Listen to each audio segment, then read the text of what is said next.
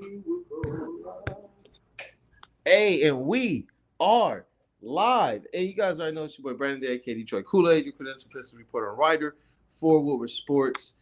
The legend of all legends over here, T. Foss. He's covered everything, Detroit sports, Detroit culture.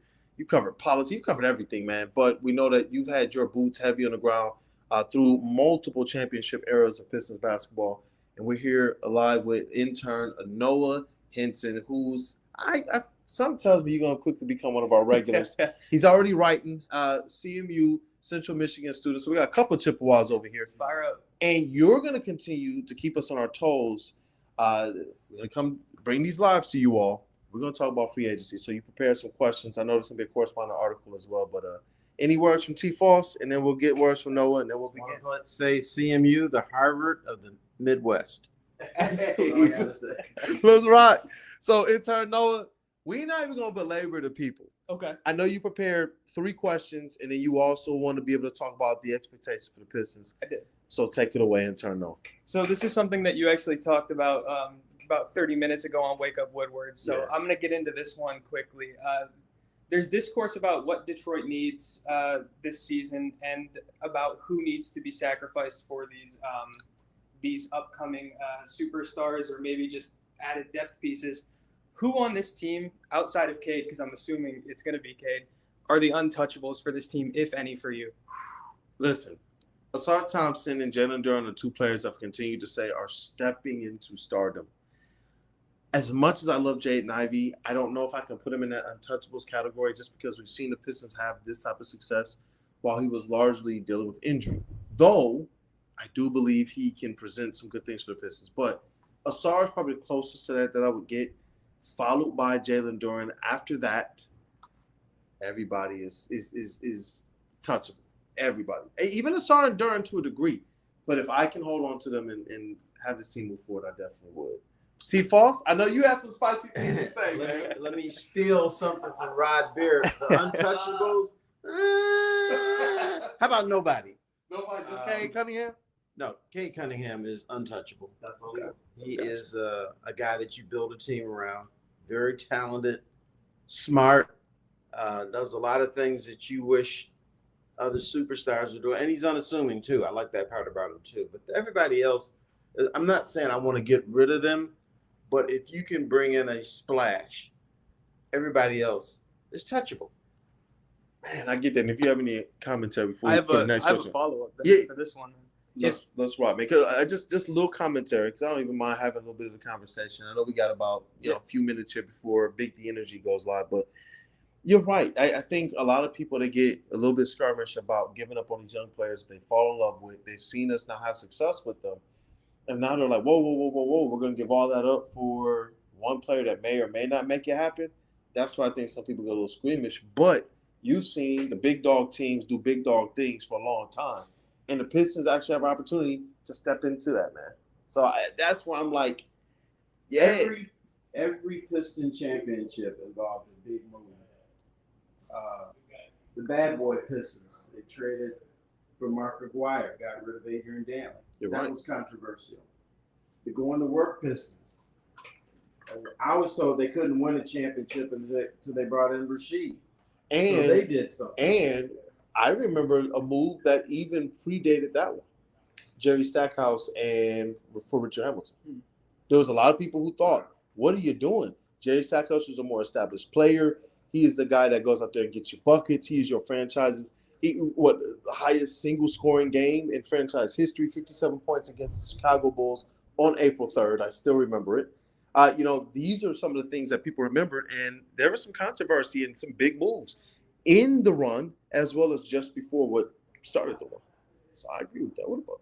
So just to follow up off this one real quick, you mentioned that Duren and Asar aren't necessarily untouchable, but you're not eager to trade them for anything. No. What's the lowest that you would be willing to give up, that you would need in return to give one of those 2 up? If I'm giving up one of those 2, it's got to be a surefire star. Okay. Not even one of those guys who you think is like borderline star. It's got to be a star. So like a Jaren Jackson or Jaren Jackson, yes. If you're talking about Jaren Jackson, that's the one where you throw everything else out the window and you just think Cade Cunningham, Triple J, can you build a winner around that? Absolutely, you can. Okay. What about you, brother?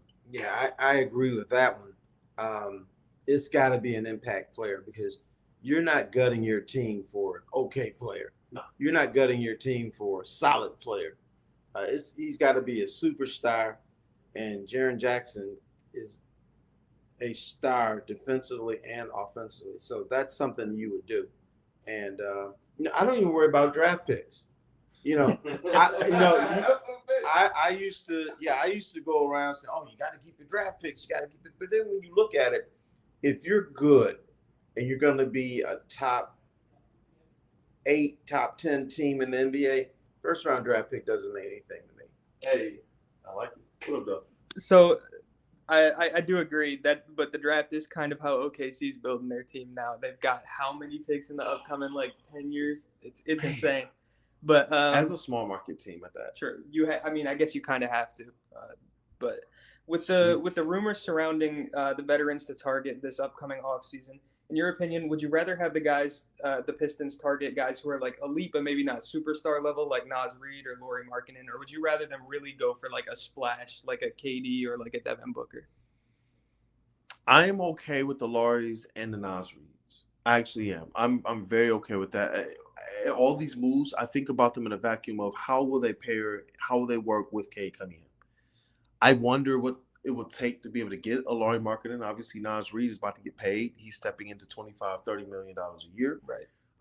But he brings a lot of what you need, not just as relates to an offensive fit, but he's a tough player too. And I think that Detroit needs as many Detroit Rats and Detroit tough players as possible. And when you can get those players in the same package as one of your main guys, I think that's a win-win. That to me is when you start talking about Rasheed Wallace. He was a Detroit Rat, but he was also an all-star level player too. Absolutely. I think to answer that question, you need Cade Cunningham sitting right here. It's all about him. Who's going to fit with him? Who does he want to play with? And also, who does he not? There's probably untouchables on the team for Cade Cunningham. I would involve him That's a good point. in any decision. I would involve him in any decision because he is Detroit's superstar. And who knows better than him? He's out there on the court. He's performing. And I would be going through him and say, dude, what do you need? Dude, who must stay on this team? You know what? That's a really good point because Cade Cunningham as a connector, as a point guard, as a leader, as a facilitator, you would think he'd be the guy that has a pulse on what this team could be. And chat family, I see you guys in there. Thank you guys for being here, for supporting. We are live right now. We're going to be doing more of these lives. So I have to wake up Woodward. I'm going to try and come in here at least 2-3 times out the week and pop this live on before Big D Energy comes on at 11 o'clock. But I agree with a lot of what you're talking about. So if you guys have any answers or any questions, we'll definitely read those off on air. But Noah, let's get to the next one. Yeah, final question before we talk about expectations. We haven't talked about it much on the actual show on Wake Up Woodward, but we have kind of briefly discussed what should come of these veteran guys like Beasley, Schroeder, and Fontecchio. Yeah. Which of these guys do you think are here for the long term, and which of them can serve as valuable assets in trades and free agency? Obviously, Tech would be the only one right now, but if they bring back some of these vets, even if it's on a 1-year deal, I think that makes them even more valuable to the Pistons, both on the court, because you're going to have guys trying to prove themselves for the next deal, and if you're looking to trade them, which I thought these vets were brought in to flip them. Then you got Beasley and these guys saying, please don't trade me. We actually want to be in Detroit, right. Which is probably a far cry from some of the eras you covered, at the start. Now you got guys saying, please don't trade me from Detroit, man. So I've gone back and forth on this. I believe you have to retain Beasley. I do. I've gone back and forth on this. Obviously, there's an amount that you don't want to go over. But you got Tobias making $26 million a year. He did give you something more in the playoffs than Beasley did. Sure. So you're definitely going to slot Beasley somewhere around that Malik Monk, $19-20 million a year. If you're the Pistons, you're hoping that he will take that non-taxpayers exemption. If you want to be here that bad, are you willing to take that $14 million? So you believe that these guys should come back as long as it's within the price range of what Beasley. Okay, Beasley at least and Beasley. Schroeder, yes. The other guys, no. Fontecchio, I get it. He has a foot injury, so I don't want to be too crass or too quick. But are they in a position to still wait for Fontecchio? Right. I don't know. Mr. Beasley, you want to stay? Then hit your 3-point shots in the playoffs, and you can stay. I mean, it's fair. He's got. There's a market for him. There's teams who believe that he's a dynamic 3-point shooter in the regular season, and that they can work with him during the postseason. Maybe this is a guy that you have to sit at some points of the regular season to get him through. So I don't know why.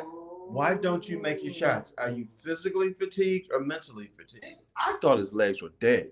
All of us who've either been around this, played it, I don't care if it's rec, I don't care if it's Sunday morning. If you go to them Sunday morning rec leagues, you know by game 3 and 4, you see, oh, his legs are dead. And when you're talking about the season they had, how much they pushed, I thought this team was playing at a playoff level during the regular season. They were going out there and pushing, and they put themselves in the conversation early. They got to 10th seed, then 8th seed within the play-in positioning early in the season. And we had to temper expectations. And then by All-Star break, Cade Cunningham is going on to the All-Star game, and everyone's saying, this is a team we think is going to finish top 6. Yeah, but, I mean, this is not a one-year blunder. Yeah. What you got to do is put your arm around and say, bro, what's wrong? When you get later in that season, so do you need to sit? Do you need more reps? What do you need? I think you're on to something. If you bring back Malik Beasley, you have to do what we're talking about the Lions have got to do now. They got to pace. You got to make sure your guys get to the postseason healthy. With the Pistons, I think it's making sure your guys get to the postseason with stamina. What a lot of people don't want to talk about with Cade Cunningham, his legs were dead. The Pistons tried to get him rest towards the end of the season, but I think that they're going to have to do just 2 things. These players are going to have to put in the work to be ready for postseason basketball because they're going to get the usage rate. They're going to get the minutes, no matter if it's postseason or regular season. But on top of that, I think that there's a way the Pistons can, from the front office, bring in more players to help contribute. From the coaching staff, be able to deploy a strategy that helps keep your players a little bit more healthy, get that stamina up as you get to the playoffs. Right, and you're not going to sit Cade Cunningham. Maybe you'll reduce his minutes a little bit. If he's playing 35 minutes, you may cut it to 30 or something like that, but you're not going to sit him, really. I see Varus in the chat. He says, any of the individual prospects that you think the Pistons will or should draft at 37? One of the players I keep seeing as a popular name to them is if he gets down that far, is Janai Broome. I don't know if that's necessarily the needle mover for people, but you're talking about the 37th pick. I'm hoping, might be wrong here or not, but I'm hoping that the Pistons actually trade up in this draft. I think that this is a draft that's primed for the bottom half of the first round, being able to find a contributor who is probably a 3rd or 4th year student, got some experience underneath their belt, and you're not going to have to teach them much to just come in and fill the void or fill the role. That's where I'm hoping that if Danny Wolf falls into that 20 range, I'm sorry for everything the Pistons say they're looking for. The 7-foot, floor-stretching, versatile big.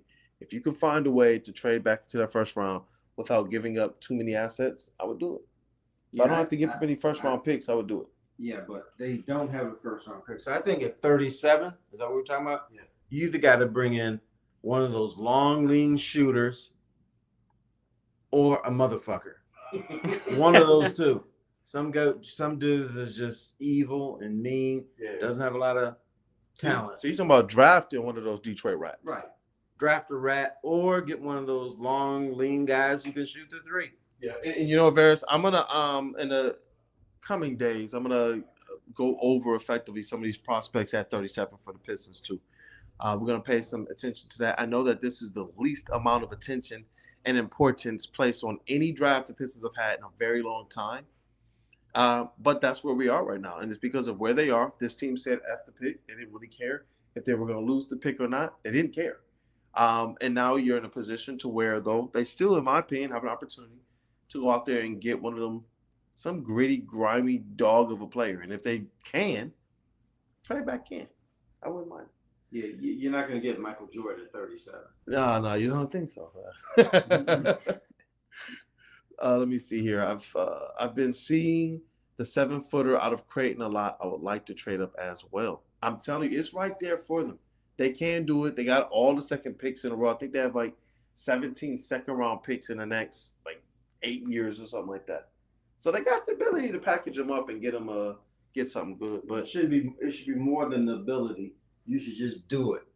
You don't need all those second round picks. Only to move up in the draft. thank you, doggone, for that one. And briefly, we'll answer briefly the expectations question, but maybe we'll save the more long-term form answer for the next one because Big D Energy is starting. Make sure you guys tap in. But Yeah, we'll what wrap you- this what you up got? quick. So, just with all the moves that have been made in the East, especially like Desmond Bain, notably over the last couple of days, what is the expectations for the finishing spot for the Pistons this upcoming season as it is now? If they don't do anything, I believe that they find themselves potentially sitting back in that battling for 5th and 6th spot in the East. I believe the Magic, they made a move that solidifies who they're going to be this season.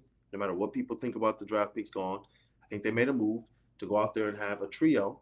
When you're talking about the top 3 players per team, like who has the best trio, the Magic have just entered their name into that hat. So I believe the Pistons, they will do some things, though, that have them firmly as a top 4 team in the East next year. Cool. What about you, brother? I believe they have to do something because Orlando has done something. Other teams will do something. And I am not a proponent of just standing pat. Now, realistically, what should happen is everybody should get better and you should come back and you should be further advanced as a team, but it just doesn't work that way. You need different pieces because you need some hunger on that team. Now, if everybody comes back and they're all pissed off about the New York Knicks series, then that can work out. But you need some new blood in here. Like, I didn't experience the Knicks. I don't know what it's like. I need to make my legacy here in Detroit. So let's roll. You know what? I mess with that. Any final words from your commentary, Noah? No, but I really appreciate you guys taking the time to talk with it. Man, we appreciate you, man. Hey, Sure. tap in. Thank you, bro. I definitely make sure you get the link as well to this. So when you do the article of this one, definitely put it in. Hey, shout out to Noah. Support them. Support all of Whooper Sports. We have some really good interns. We have some really good team members that are joining, and I'm appreciative of it. But right now, guys, go tap in with Big D Energy. If you missed this stream, go back and check it out. 17 minutes of what I thought was some really good basketball conversation with the legend T. Foss. We got intern Noah. It's your boy Detroit Kool-Aid. You guys have a blessed day and hit that like button. Y'all already know. Subscribe.